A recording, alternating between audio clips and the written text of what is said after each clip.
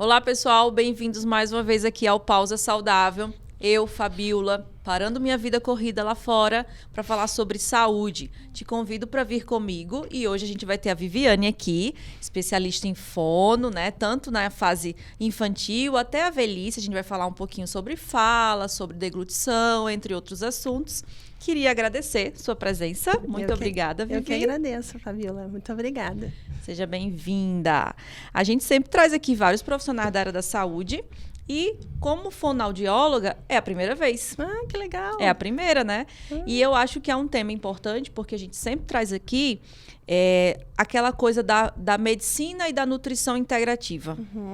Que nós não somos uma pessoa, só o dedinho, ou só o coração, ou só o pulmão.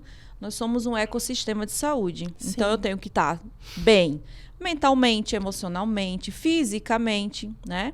Então, eu acho que sim, a gente precisa ampliar esse nosso conhecimento e entender um pouco, porque eu acredito que o pessoal de casa ou do trabalho talvez nem conheça o que o fonoaudiólogo faz, né? Qual é o tratamento, ou até o acompanhamento preventivo, enfim. Eu queria que você contasse pra gente como você se tornou essa profissional que hoje tem uma participação importante nas redes sociais, né? Contribui com o seu conhecimento, é professora. Então, conte aqui sua história. Tá certo. Então, quando eu era criança, eu tinha um sonho de ser professora de criança, né? Eu queria ser professora alfabetizadora. E meus irmãos falavam, nossa, vai ficar pobre, professor ganha mal. E eu ficava preocupada, né? Enfim, mas eu queria muito trabalhar com criança. Quando eu tinha em torno de uns 9 anos, eu já tinha um olhar diferenciado para os meus amigos que tinham deficiência. Eu tinha uma amiga surda, né? Eu tinha um amigo com deficiência intelectual. E eu fazia na minha casa uma escolinha para eles, né? Ninguém brincava com eles. E eu era a única que brincava com eles, né? E até os outros da rua, que naquela época a gente brincava na rua, né? Ai, tu brinca com esses loucos aí, não? E eu sempre tinha esse instinto de ensinar eles a falar. Mas nem sabia o que era fonoaudiologia, né? Enfim, nunca pensei nisso. Quando eu estava estudando para o vestibular, porque eu queria ser dentista, né? Eu tinha o sonho de ser dentista de crianças. Daí, depois que eu cresci, sempre, né? As crianças ali, né? Eu queria ser odontopediatra. Daí, eu fiz vários vestibulares e eu ficava perto e não passava, né? Daí, a minha mãe disse, tu tá com algum problema emocional, tá com bloqueio, né? Aí, ela me matriculou num acompanhamento psicológico, era tipo um curso vocacional. E eu fiz 6 meses de acompanhamento. E aí, no último dia que dá o resultado, a psicóloga me disse assim, fonoaudiologia para trabalhar com linguagem infantil. E aí, eu olhei para ela assim, fiz tudo isso para ela me dizer isso. Eu fiquei decepcionada, né? Mas, enfim, fui fazer o curso. O primeiro semestre eu não gostei, porque realmente a gente não vê muito específico, né? Mas a partir do segundo semestre que eu comecei a conviver, eu me encantei e nunca mais deixei. Isso que eu comecei a faculdade já faz 28 anos, né? Eu estou formada há 24. Então, eu nunca fui outra coisa na minha vida, né? A não ser professora particular lá dos pequenininhos e fonoaudióloga. E, inicialmente, eu comecei com adultos, depois eu entrei para pai, daí comecei a trabalhar com questões neurológicas e nunca mais deixei. E a docência eu comecei há 18 anos. Há 18 anos eu comecei a dar aula no ensino superior e também é algo que me apaixona de poder formar outros fonoaudiólogos, né? E olha só que interessante, né? Você dizer, é a única coisa que eu fiz, né? E por que a única coisa, né? É a coisa mais grandiosa que você já, né? Eu acho que você descobriu uma carreira cedo, né? Eu acho que é o desafio de muita gente. Quantas pessoas não trocam de profissão? Inclusive eu, né? Eu vim fazer nutrição, tô formada há 2 anos só. Olha só. Apesar de ter uma outra formação superior, eu me encontrei na saúde depois dos 35, né? Que legal. Então, que legal. assim, muito legal você ter se encontrado tão cedo, né? E que bom que você fez esse teste vocacional. Agora, conta pra gente o que é o fonoaudiólogo, o que é que ele faz. Então, a fonoaudiologia ela tem uma atuação muito ampla, né? A gente está presente desde lá da mãe, da gestante, né? O bebê recém-nascido e até o idoso. As questões que a gente atende envolvem a comunicação, mas daí a gente pensa, o bebê não fala, para que fono para o bebê? Mas ele mama, né? Ele suga, ele engole. Então, se tiver alguma alteração nessas funções, nós que vamos intervir. Então, a gente trabalha lá com os bebezinhos que tem alguma alteração, que não conseguem sugar, né? Ou que não conseguem engolir. Então, a gente que vai intervir com esses bebês. Auxiliar também na amamentação, auxiliar na pega, né? No desenvolvimento da comunicação, no desenvolvimento da linguagem. Na linguagem escrita, quando a criança entra no processo de alfabetização, o fonoaudiólogo também atua com linguagem escrita, tanto a leitura quanto a escrita, com as questões de voz, né, rouquidão, alterações, ou a estética vocal também. Com a área de motricidade, então, eu vou usar um aparelho dentário para corrigir meus dentes, né, porém a minha língua fica no lugar errado. É o fonoaudiólogo que vai lá fazer a terapia, a ginástica, né? As manobras, né? Para conseguir colocar essa língua na posição certa e o aparelho realmente ter um efeito. Senão, não adianta, né? Além disso, a gente trabalha com as questões auditivas, né? Avaliação auditiva, aparelhos auditivos, tratamento para zumbido, né? Para questões de processamento auditivo, quando a pessoa escuta, mas não entende o que está escutando. Questões de deglutição, a pessoa teve um problema de um AVC, por exemplo, eu tenho uma doença, né, ou a criança nasceu com alguma questão neurológica e não consegue engolir, engole, se engasga ou aspira, né, quando engole, não vai para o estômago, vai para o pulmão um pouquinho, isso é um risco de fazer pneumonia. É o fono que faz essa intervenção. Um pós-AVC que fica com dificuldades de comunicação, com uma afasia, não consegue falar ou não consegue entender, o fonoaudiólogo atua também. Então, são várias especialidades que nós temos. É uma atuação que vai desde o consultório particular, às clínicas, aos postos de saúde, a questão também de hospitais, faculdades, né, escolas, e é bem ampla a atuação mesmo. Sim, a área da saúde tem muitas áreas que se trabalham em conjunto, né? Esse trabalho multidisciplinar tem que ter o fonoaudiólogo inserido, né? Eu acho que a gente vai falar aqui um pouquinho sobre algumas patologias, alguns transtornos, né? Até tem nas perguntas aqui o próprio autismo, né? Que tem essa demora na fala, na infância, para alguns, né? Porque não são todos, cada caso é um caso. Mas é uma profissão super importante e que, sim, as pessoas deveriam ter esse conhecimento, porque você falou agora, por exemplo, tem um AVC e aí tem essa dificuldade no engolir. E aí a pessoa tem um AVC e não atenta de que aquele sintoma pós-ocorrido pode ser tratado, pode ser minimizado, né? Enfim, com a ajuda do fonoaudiólogo. Exatamente. Às vezes as pessoas não sabem, né? E ainda não tem aquela cultura que está 100%, né, presente no encaminhamento dos outros profissionais. Às vezes há esse esquecimento, né? Então, o profissional está vendo a dificuldade, mas não está lembrando que tem que passar para o fonoaudiólogo essa atividade, né? E vamos falar um pouquinho sobre as terapias, né? E o que a gente pode utilizar a fonoaudiologia. Então, por exemplo, o TEA, né? Como é que o fono pode trabalhar nesse desenvolvimento dessa criança ou do adulto, né? Porque hoje tem muito diagnóstico tardio. Também. Né? Então, fala um pouquinho. Então, no TEA nós temos 3 níveis, né, de graus, assim, vamos dizer, né, de suporte, né, o nível 1, nível 2, nível 3. Quando a criança tem uma dificuldade de comunicação, vamos pensar assim numa criança pequena, né? Eles geralmente chegam primeiro para o fonoaudiólogo, porque essa criança que tem TEA, ela não está falando. Sim. E aí a família primeiro vai lá no fonoaudiólogo. Então, começa ali a nossa atuação, receber essa família que está ali em sofrimento com uma criança que não está falando, né? E explicar para essa família, né, que mais do que falar, mais importante do que falar, ela precisa se comunicar, que é diferente. Exato. Porque eu posso não falar, mas me comunicar com os olhos para ti, te olhar, sorrir, mostrar o que eu quero, sem falar. Isso é comunicação, né? Então, a gente precisa explicar para essa família que o nosso olhar não é só pela fala que ele não tem, sim pela resposta que não vem. A gente chama lá, João, e o João que escuta não te escuta. Né? Então, explicar essa parte para a família que não é só a questão da fala em si que me preocupa, que nos preocupa, e sim toda a comunicação. E ali começa a nossa caminhada. A gente vai fazer um rastreio para o diagnóstico de TEA. Tá? Então, esse rastreio, existem vários protocolos, existem protocolos livres na internet, também a gente faz, tem alguns específicos que precisam de certificação, enfim, a gente faz e, digamos assim, pontuou, essa criança pontuou para o autismo. E aí a gente encaminha para o neuropediatra.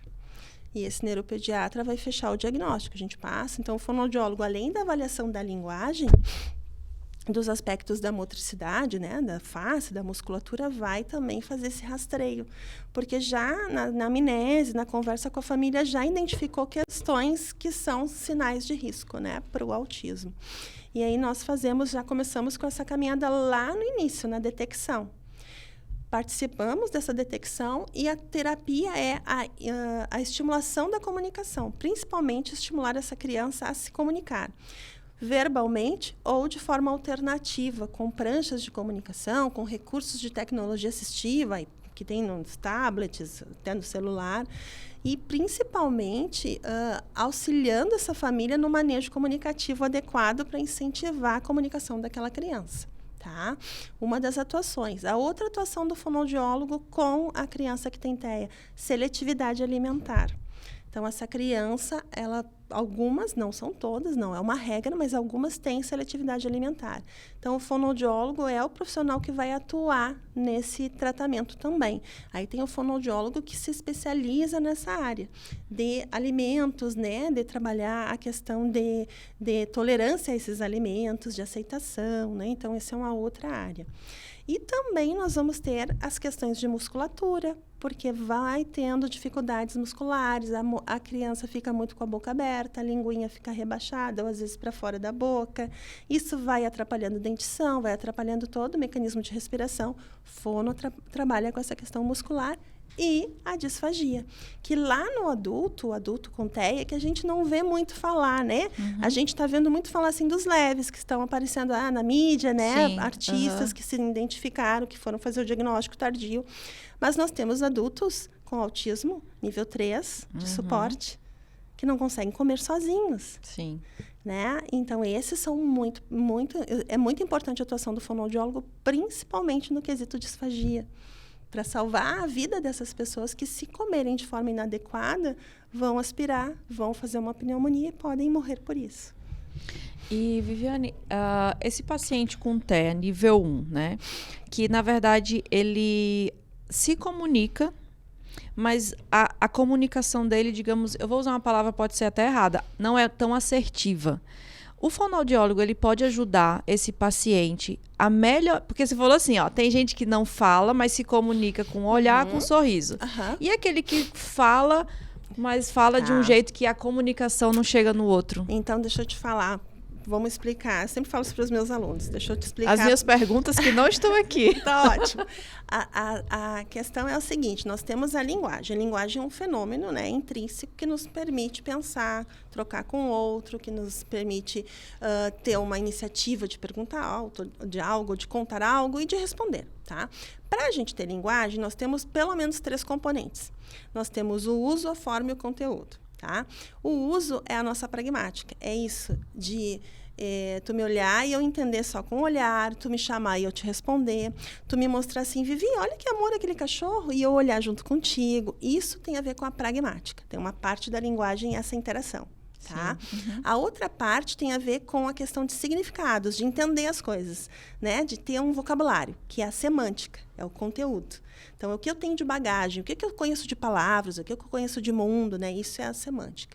E a forma é bem o que eu falo. Então, eu posso ter uma boa forma, falar bem, ter um conteúdo razoável e ter péssimo uso. Eu não uso bem. Então, a criança nível 1, digamos, né? Ou até a nível 2 pode acontecer. Ela é verbal, mas ela não fala comigo.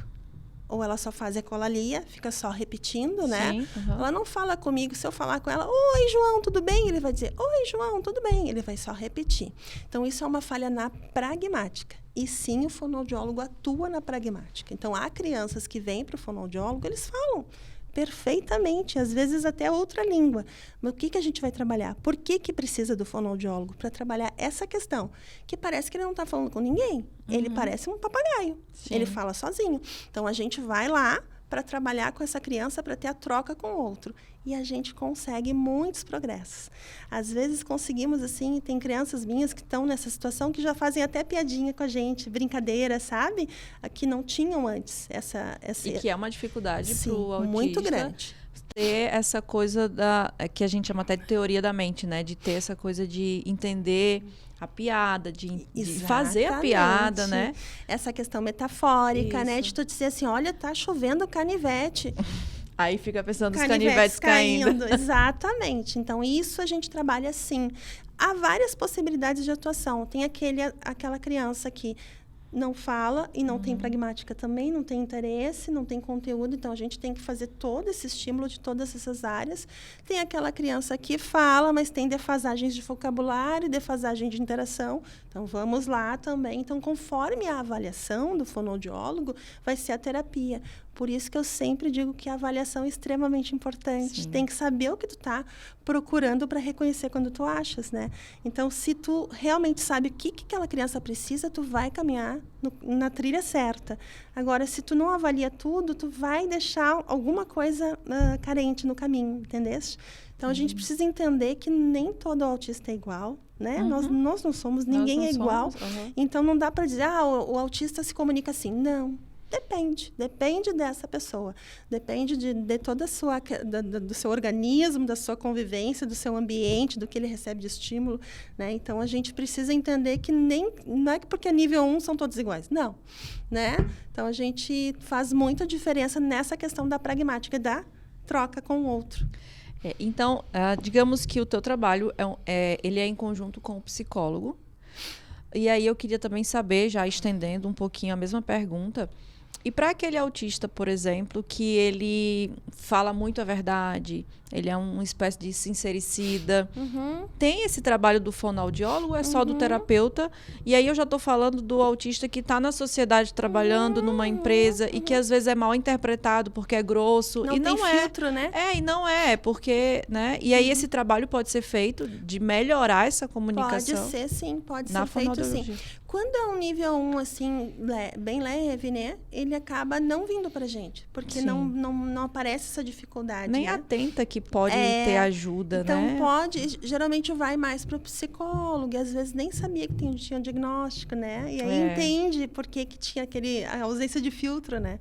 A pessoa fala, não gostei dessa tua blusa, achei que não ficou bem em ti, né? Não tem essa jogo de cintura que nós temos na comunicação, falta esse filtro realmente. E assim como falta a questão, né, das metáforas, de entender nas entrelinhas. Por exemplo, eu te pergunto assim, tu tens horas? Tu vai olhar e dizer a hora para mim. A pessoa que não tem essa questão pragmática, ela vai dizer tenho. E não vai fazer nada. Não vai dizer as horas, né? Então, isso a gente trabalha, assim, com certeza. Que interessante, né? O que importa é o desenvolvimento dessa pessoa, desse paciente, para que ele tenha uma funcionalidade na sociedade, né? Sim, com certeza. Muitas vezes esse paciente com TEA, né, assusta um pouco a família quando recebe o diagnóstico, mas elas pode ter uma vida muito natural, muito normal, né? Porque ninguém é normal. Ninguém é. Mas aí, assim, pode se inserir facilmente na sociedade com esses apoios, né? E a fonoaudiologia, com certeza, tem um papel muito importante nisso tudo. Vamos falar um pouquinho agora de disfagia, né? A gente falou rapidamente sobre o idoso. Essas dificuldades do deglutir, né? Quais são as implicações? Tanto a importância de ter o diagnóstico, quanto os cuidados e o que a gente consegue evitar. E eu queria que você ampliasse, assim, para o idoso. Eu falei antes de gravar que a minha mãe, ela é uma idosa, tem 70 anos, e ela tem dificuldade para engolir. E sim, já percebi que ela tem a disfagia, mas ela não tem o tratamento ainda. Até por uma curiosidade minha, queria que você falasse aqui agora. Sim, às vezes, se a pessoa, né, o idoso, não tem nenhum diagnóstico, né, médico de base, não teve nenhum AVC, não tem nenhuma doença, essa disfagia da idade, a presbifagia, ela passa um pouco despercebida, assim, né? Não pela pessoa, porque a pessoa sente o engasgo, ela se atrapalha, ela começa a reduzir o apetite. Ela tosse, né? Ela tosse, ou ela pode tossir durante a refeição ou após, porque depois que engole, ela não engole tudo, fica um pouquinho na região de valécula, e aí conforme ela vai conversando, isso vai escapando, daí começa a tossir, né? Então, acontece o seguinte, se essa pessoa não tem nenhum diagnóstico de base, ela pode demorar mais para chegar no tratamento, né? Porque demora, não se dá conta, acha que, tá me dando essas bobeiras agora, né? E aí, às vezes, perde peso, perde o apetite, até ficar mais triste, porque a alimentação é algo que nos dá alegria, a nutrição, né? Vai faltando. É um dos momentos que a gente se reúne, então, tudo isso começa a pesar na vida dessa pessoa. E pode acontecer do quê? Dela fazer uma aspiração do alimento, o alimento, ao invés de ir para o estômago, vai lá para o pulmão, faz uma pneumonia aspirativa. Aí vai para o médico. E o médico, tem uma pneumonia aspirativa aqui, precisamos de uma fono. E aí começa o tratamento e resolve, melhora, porque não tem uma patologia de base que atrapalha esse tratamento, fica mais fácil. Faz exercícios, faz a terapia e resolve. Quando há alguma alteração, né, assim, maior, né, teve um AVC, às vezes o tempo de trabalho tem que ser maior também. E também pode-se precisar adequar a consistência do alimento. Então, não posso mais comer tais alimentos secos, a gente vai adequar, vai colocar um molho cremoso junto, né? A água vai ser espessada, né? A gente não pode deixar de tomar água, então vamos espessar com um espessante de qualidade para ficar, né, sem gosto, sem aquela cor de cola, assim, né, com uma cor transparente. Então a gente vai fazendo adaptações na alimentação, faz as manobras, os exercícios necessários, né, e essa orientação. Então a gente vai controlando para que essa pessoa não caia em pneumonia. E esse AVC que você citou, como é que ele causa a disfagia? Ele vai, pensa assim, como o AVC é uma lesão neurológica, ele vai trazer problemas motores para o corpo inteiro, né? Eu posso ter só um lado paralisado, eu posso deixar de caminhar, ou só caminho com dificuldade, mexo com dificuldade, mas pensa que na deglutição também é uma musculatura. E lá vai afetar também da mesma forma que o corpo, conforme a região, né, que for então afetada. É comum. Bem comum. A gente, pós-AVC, bem comum que tenha disfagia e também alterações de linguagem, né? Pode ter os dois, ou pode somente ter alteração de linguagem e não ter disfagia, ou pode ter somente a disfagia e não ter alteração de linguagem, mas é bem comum até ter os dois, tá? E essa alteração de fala, quais são os motivos que causa? Vamos supor, meu filho está com 3 anos e ele ainda não fala bem. Tá. Então, nós vamos pensar assim, nós temos as alterações da fala e as alterações da linguagem, que é o fenômeno maior, né? Então, se a criança está com 3 anos e não está falando bem, não pronuncia bem os sons, lembrando que com 3 anos ela não tem que estar pronunciando todos os sons ainda. Sim. Por exemplo, ela não vai falar arara, ela não vai falar o prato, né? A prateleira. Mamã, são palavras mais facilitadas. Então, de repente, ela vai fazer o pato para prato, né? Ela vai falar a lala para arara. Isso tá ok, Sim. Isso não tá errado. Ela vai conseguindo superar isso conforme ela vai crescendo e tendo esses estímulos. Mas digamos que ela fala muito pouco para a idade. Mas o resto está bem, ela brinca bem, ela entende tudo, tu chama, ela te atende, ela tem interação, tá tudo bem nos outros componentes, é só na fala. Nós estamos falando aí de uma alteração de fala. Então, nós podemos ter um atraso de fala, nós podemos ter um transtorno motor de fala, que daí nós temos lá o atraso motor de fala, a apraxia da fala na infância e também a disartria. O atraso de fala, ela está levemente atrasada. Então, digamos, ele tem 3 anos, mas fala como uma criança de 2 anos e meio. Tá? Então, é uma diferença pouca. O atraso motor de fala e a apraxia de fala já são mais consistentes, essas dificuldades. Tá? Eles são dificuldades mais evidentes. Então, como que a gente vai diferenciar? Eles são transtornos motores. A apraxia da fala na infância é um transtorno na programação, tá? Neuromotor. Então, quando eu vou programar o movimento de fala, dá problema, não funciona. E o atraso motor é na execução. A programação está ok. A execução que está falha. Então, o atraso motor é menos grave do que a apraxia. Vamos usar esse termo. Sim, Às vezes, quando chega uma criança pequena, a gente não consegue, na primeira avaliação, identificar se é um ou outro. Então, a gente classifica como um transtorno motor de fala e começa a terapia. Essa terapia, ela vai mais rápido com o atraso motor de fala, e aí a gente consegue fazer essa diferenciação. A apraxia, ela leva mais tempo de terapia. Como que é a diferença? Nós temos outras alterações de fala também. Por exemplo, o Cebolinha, né, que todo mundo conhece. O Cebolinha tem um transtorno fonológico, não é um transtorno motor, não é uma questão neurológica. Ele troca os sons. Então, ele fala helado, né? Ele fala a parede. Então, ele troca o R pelo L. É um transtorno fonológico. Ele sempre fala daquele jeito. E a gente vai trabalhar para ele aprender a colocar o R no lugar que tem que ser colocado. Tá? Então, é um transtorno fonológico. A apraxia de fala e também o atraso motor de fala, a criança vai ter dificuldades de falar vogais. Ela, hora, vai falar pó para bola. Hora, ela vai falar tó, ela não consegue manter o mesmo padrão de fala. Ela varia muito, ela é variável, ela não tem uma consistência na sua produção.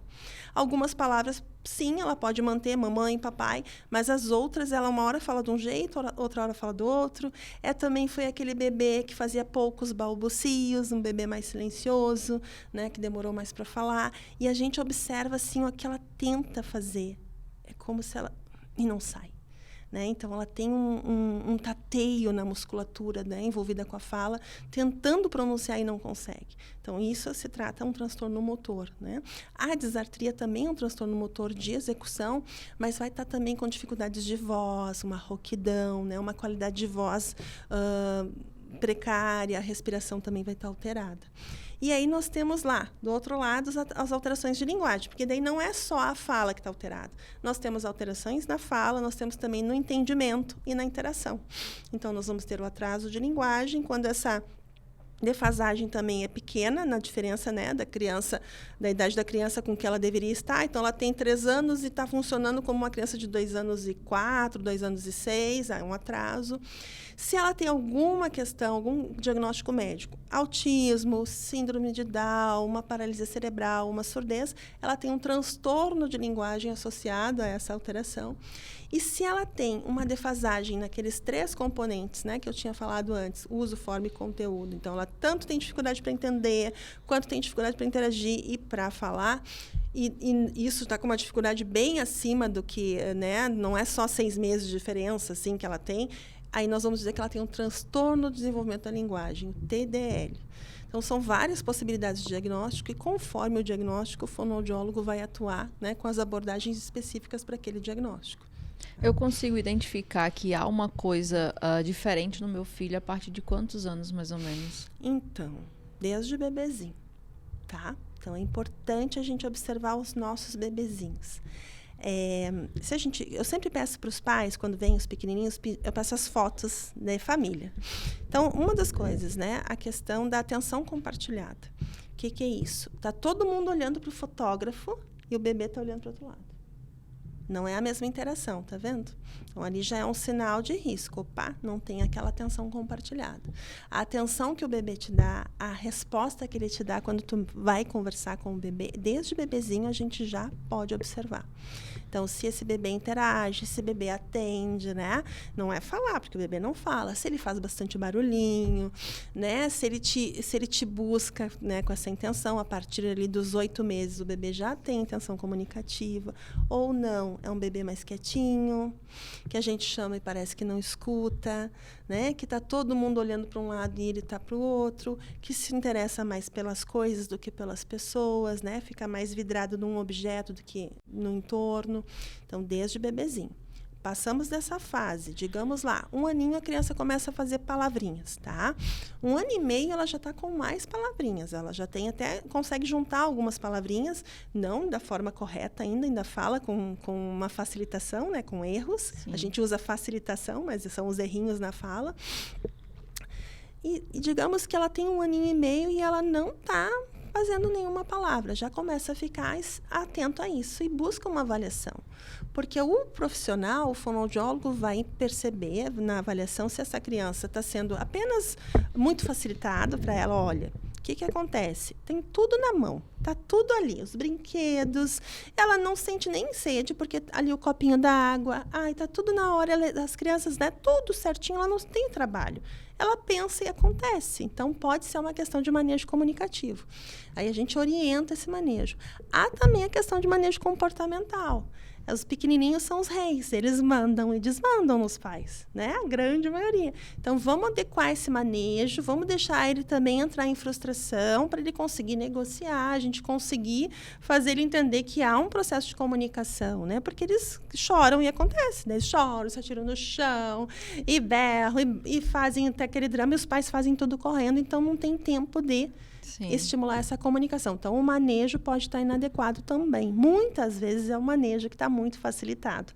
E aí, na avaliação, eu devolvo a avaliação para os pais, explico todos os protocolos que eu apliquei e falo essas orientações, quando eu percebo que é mais manejo que qualquer outra coisa.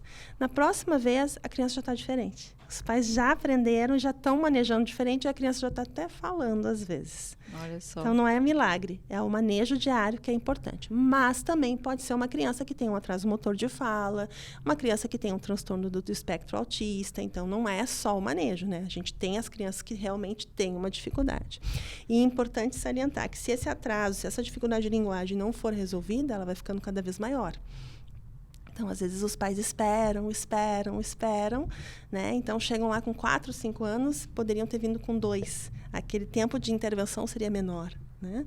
E a rapidez da criança melhorar seria maior, né? Então, isso é importante. Se tá percebendo que o teu filho tem 1 ano e meio, não está atento aos teus chamados, não está né, interagindo adequadamente, não está falando, busca a avaliação do fonoaudiólogo. Importante pedir a avaliação de um fonoaudiólogo que trabalhe com essa área, né? Porque como eu falei para vocês antes, a fonoaudiologia é ampla, então tem vários tipos de profissionais, tem várias áreas para atuar. Então, tem que ser para quem trabalha com essa área, vai aplicar os protocolos corretos e vai dar a orientação adequada. Essa sua área específica, mais voltada para, vou dizer neurologia, mas eu não sei se eu estou acertando, né? Uhum. Além desses que você já falou, você trabalha, por exemplo, hoje o que está muito conhecido e se fala muito na internet, que é o TDAH. E aí, dentro da fonoaudiologia, talvez o TDAH ele sofra pela inquietação. Uhum. O cérebro dele é mais rápido do que a fala dele. Chega esse tipo de paciente para você? Associado com alguma dificuldade de comunicação, sim. Somente o TDAH, não. Aí vai mais para o psicólogo. Mais uma comorbidade. Isso, daí sim, a criança tem uma apraxia e também tem TDAH. A criança tem autismo, aí sim, chega para a gente.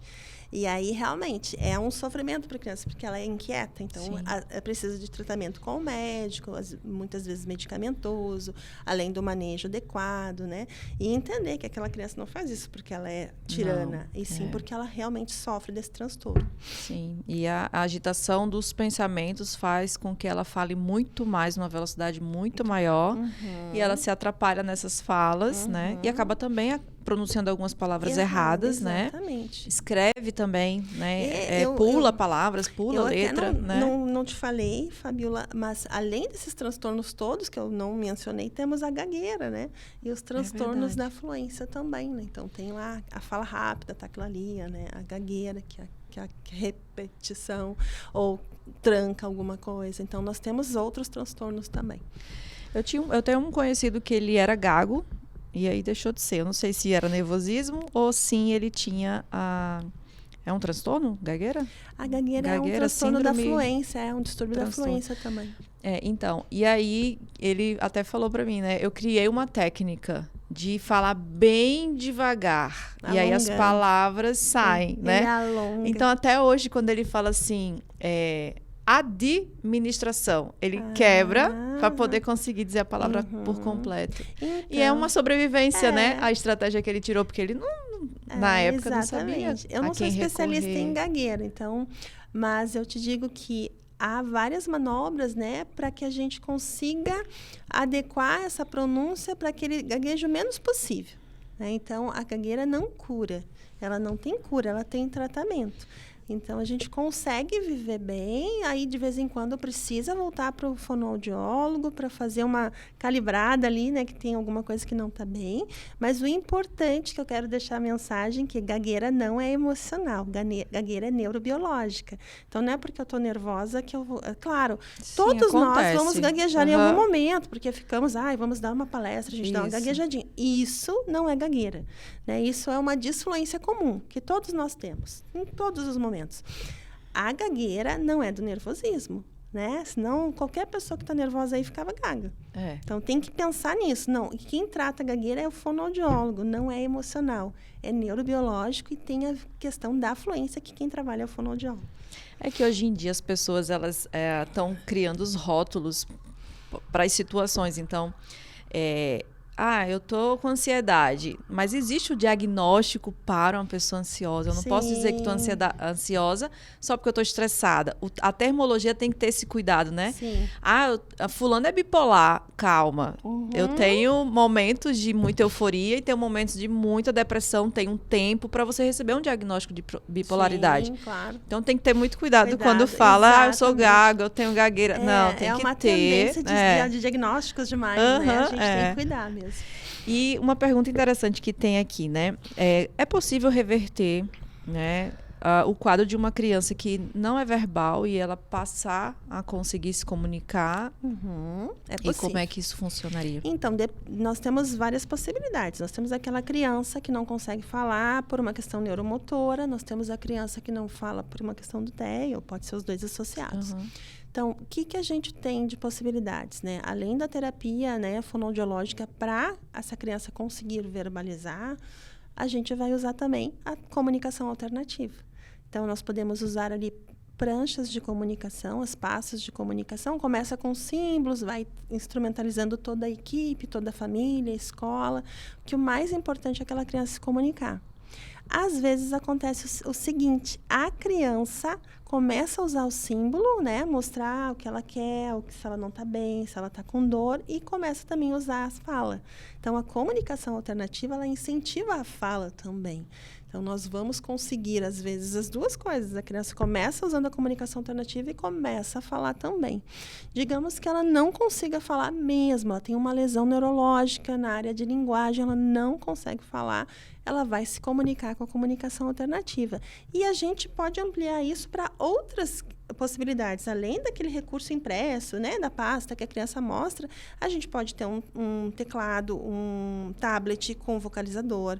Então, vai ter a voz já ali, né, para ela se comunicar. Eu já assisti palestra de uma pessoa que não falava só com o vocalizador. Então, tudo é possível. É importante saber que tem muitas possibilidades. E o que mais é importante para as pessoas é se comunicar. Então, se a gente não conseguir a fala convencional, vamos conseguir a comunicação. Esse é o mais importante. Sim, eu acho que dentro do consultório, né, Vivi, você tem todos esses instrumentos, né? Esses recursos tecnológicos, eles estão cada vez mais evoluindo? Como é que você enxerga a tecnologia para o uso da fono? Cada vez mais, né? E até assim a questão de custo também. Antes era muito mais difícil, né? Para uma família adquirir um programa de comunicação, assim, de vocalização. Hoje em dia está mais acessível, né? E tem tem uma infinidade de possibilidades, né? Por exemplo, da pessoa que não se mexe, uma pessoa que é tetraplégico, tem uma lesão, né, que não consegue se mexer e não fala, e conseguir fazer esse vocalizador só com o olhinho na tela.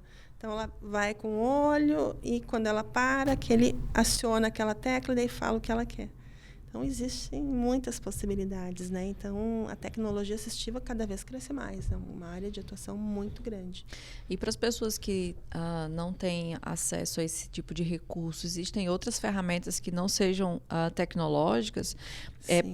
Associações que eu posso procurar para poder ter acesso ao fono, sem precisar ter um custo muito elevado?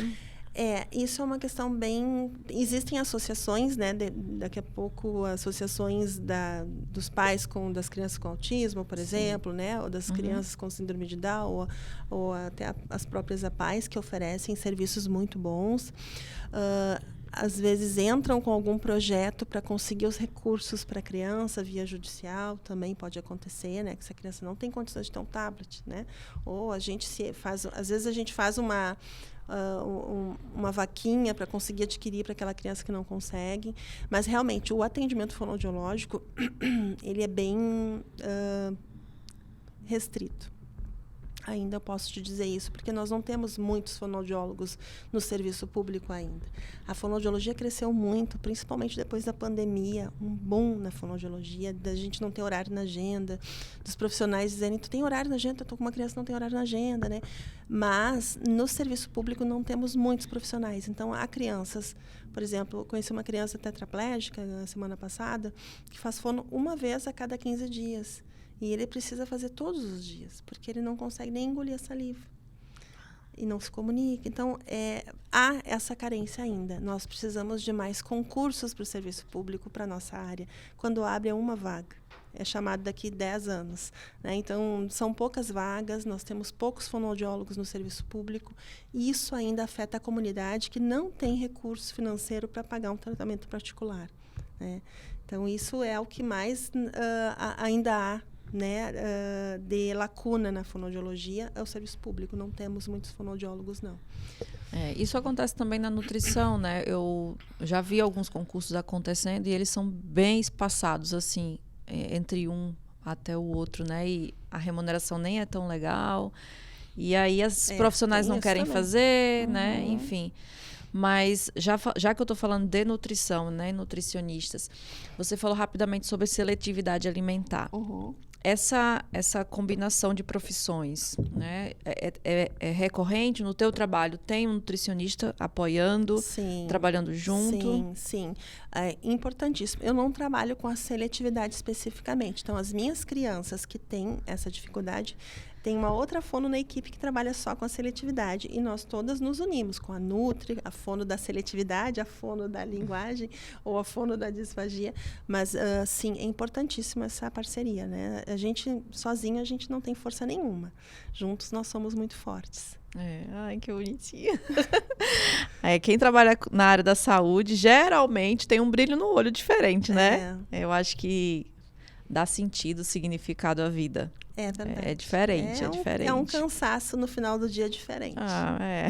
Mas é bom, né? É um cansaço assim. A sensação de missão cumprida, eu acho, né? Hoje foi o dia que eu cumpri a minha missão. Amém. Vamos caminhando para o final. Queria te pedir uma indicação de um livro ou de um documentário que a gente pudesse, para quem se interessou, seja porque está pensando num vestibular, né, que nem acabou a inscrição agora há pouco, e aí pode querer fazer fono, ou alguém que tem um filho em casa com uma dessas situações que a gente comentou aqui e que quer entender um pouco mais e sim buscar um profissional. Tem alguma coisa assim que o pessoal que não seja muito técnico, né, para o pessoal? Eu pensei no documentário Tarja Branca. Excelente. Que fala muito, né, da questão da brincadeira, porque o que está acontecendo, né? As crianças estão tão conectadas, as famílias conectadas nos seus celulares, né? Verdade. E não há conexão entre as famílias. Então, as crianças é viciante, nós somos viciados no celular. Quem não pega uma horinha para dar uma olhadinha no Instagram, ver quem curtiu, né? A gente faz isso. Imagina a criança. Que não tem essa noção que nós temos, o quanto faz mal, né? Então, está acontecendo muita exposição de telas, foi algo que eu não toquei, mas vamos aproveitar o fechamento para falar. Essa exposição exacerbada de telas para as crianças prejudica a interação, prejudica o desenvolvimento da linguagem. A criança até pode absorver muito conhecimento, né? Ela vai guardando vocabulário, mas ela não troca e ela não fala. Então, o que está acontecendo, né? É, às vezes, mais fácil ir jantar e colocar a criança no iPad e comer tranquilo do que passar o trabalho de fazer a criança comer junto, né? De entreter aquela criança, de sentar para brincar. O Tarja Branca é bem legal, tá? Para pensar, para os pais entenderem essa questão da importância do brincar, que brincar não é brincadeira. Sim. Brincar é importantíssimo para o desenvolvimento da criança. Eu acho que o Começo da Vida também é um outro documentário que tem. Acho que os dois têm no... Começo da Vida. O Começo da Vida fala dos primeiros anos e fala bastante dessa questão da interação, da estimulação, né? Da comunicação também. Eu acho que esses dois documentários não são técnicos, né? E mudam a vida de quem assiste. Achei legal. Eu vou assistir. Meus filhos, eles já são grandes, então nasceram numa época que não tinha tablet nem celular para distrair. Então, no restaurante eu tinha sim que ficar olhando e quando eles corriam eu ia atrás, Tinha né? que ir Porque atrás. E aí eu acho que foi muito bom porque eles conseguem ser adolescentes que interagem, conversam. Mas ainda queria ouvir de você essa questão das telas, porque eu acho que é um apelo. Hoje eu fico muito preocupada porque ainda não tem estudo suficiente para nos dizer o quanto faz mal. Né? Eu conheço uma pessoa que já cantou uma pedra de que o celular vai ser vendido no futuro igual o cigarro, com uma imagem dizendo o quanto faz mal. Porque ele acha que a gente vai cair na real de que estamos destruindo a próxima geração inteira. E nós também. Quem não está um pouquinho ansioso ou depressivo porque fica ali vendo muito tempo as redes sociais? Eu já fiz umas blindagens, sabe, Vivi? Em casa, 8 horas da noite, eu já desconecto 100%. Falei com a minha mãe, que mora no Nordeste. Sei que ela tá bem naquela noite. Se precisar uma emergência, vai ligar pro fixo de casa, entendeu? Exatamente. Em pensar assim, né? De aproveitar o tempo, né? Larga o celular. Eu já acho tarde, 8 horas. Larga o celular, larga, vai curtir a criança. É tão divertido isso, né? Poder fazer isso. Eu sei que a rotina, né? Cada vez a gente está mais escravo e trabalhando mais e envolvendo-se em mais projetos. Mas não deixar isso. A gente vai ter que ter um retrocesso nisso. Para poder voltar a ter mais qualidade de vida. Porque a ansiedade, questões de desenvolvimento de linguagem, né, questões de depressão, estão todas relacionadas com essa conexão exacerbada, as mídias, né, a internet. Então, a gente vai ter que começar a trabalhar esse retrocesso. Está muito se falando nisso, né? Se tu coloca assim no Google, nossa, tem vários artigos, sites, blogs falando, mas segue se fazendo.